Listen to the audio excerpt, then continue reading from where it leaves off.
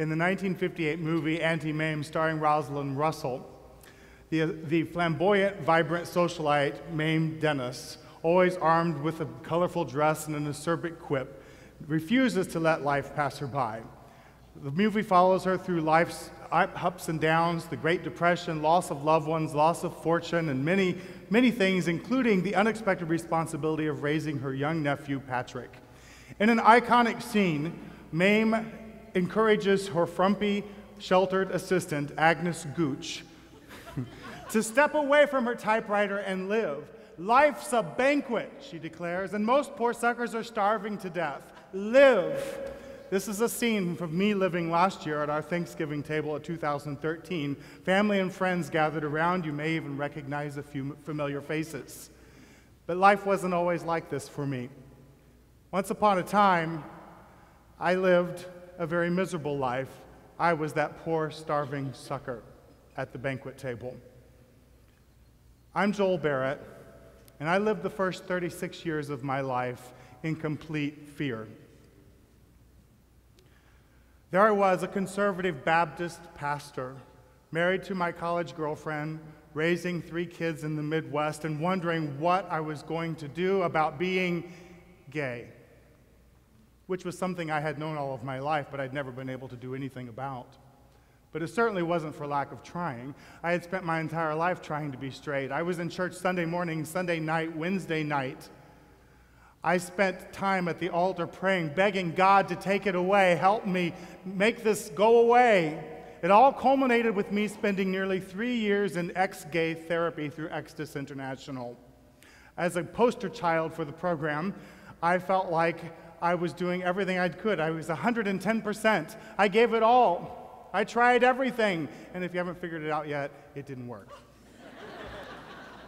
At the age of 36, I stepped out of the closet and began stripping away the layers of denial and fear, and underneath I found a beautiful man that I'd never allowed anyone to know, including myself.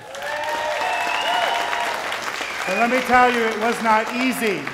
It was not easy. In fact, I went through some of the darkest days of my life because, you see, fear is a powerful force. It always whispers in your ear, what if? What if mom finds out? What if the church finds out? What if I lose my job? What if? And fear will provide very scary answers to those questions and try to convince you that what you think is real really is real. But what I tell my clients is fear is a liar. Fear cannot be believed. It will tell you anything it can to keep you from moving forward in life. I like to address audiences today and encourage them to live above their fears. I wish I could say I could make fear go away, but I can't. You see, fear is healthy because without fear there is no courage. Because you see, courage is not the absence of fear, it's acting despite your fears. It's being willing to look under the bed and see what might be there, and what you think really might be there, but maybe it isn't. That's what courage is all about. I feared judgment. I was afraid to come out of the closet. But let me ask you, what do you fear? What's holding you back? What's keeping you from eating at the banquet of life and is leaving you that poor, starving sucker?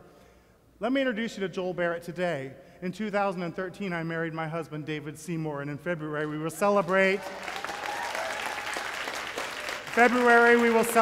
9 years together. Together, we raised my 3 children, who are now young adults and have brought me my 2 grandchildren. And before it seems like this beautiful, happily ever after picture, let me tell you, life is not without its challenges. But let me tell you this, life is a banquet, and I will not starve at it.